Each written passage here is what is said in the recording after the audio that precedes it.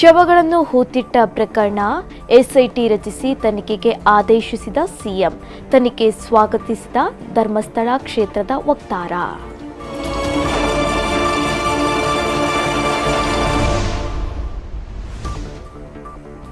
ಮುನಿಸು ಮರೆತು ಒಂದಾದ ಜನಾರ್ದನ್ ರೆಡ್ಡಿ ಶ್ರೀರಾಮುಲು, ಇಬ್ಬರ ಕೈಯು ಎತ್ತಿ ಹಿಡಿದ ವಿಜಯೇಂದ್ರ, ಒಗ್ಗಟ್ಟಿನ ಸಂದೇಶ ರವಾನೆ.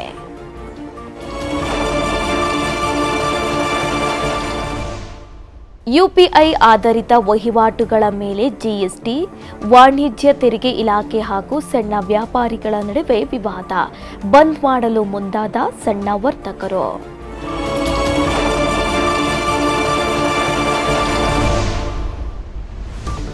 ಇಂದಿನಿಂದ ಸಂಸತ್ನ ಮುಂಗಾರು ಅಧಿವೇಶ ಆರಂಭ. ಎನ್ಡಿಎ ಇಂಡಿಯಾ ಒಕ್ಕೂಟಗಳ ನಡುವೆ ವಾಕ್ಸಮರ, ಜಟಾಪಟಿಗೆ ವೇದಿಕೆ ಸಜ್ಜು.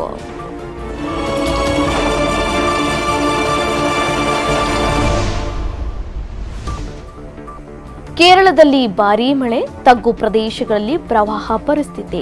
9 ಜಿಲ್ಲೆಗಳಿಗೆ ಆರೆಂಜ್ ಅಲರ್ಟ್ ಘೋಷಣೆ.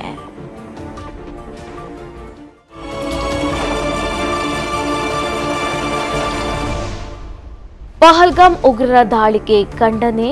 WCL ಟೂರ್ನಿಯ ಭಾರತ-ಪಾಕಿಸ್ತಾನ ಪಂದ್ಯ ರದ್ದು. ಪಾಕ್ ಜೊತೆ ಆಟ ಬಹಿಷ್ಕರಿಸಿದ ಟೀಂ ಇಂಡಿಯಾ.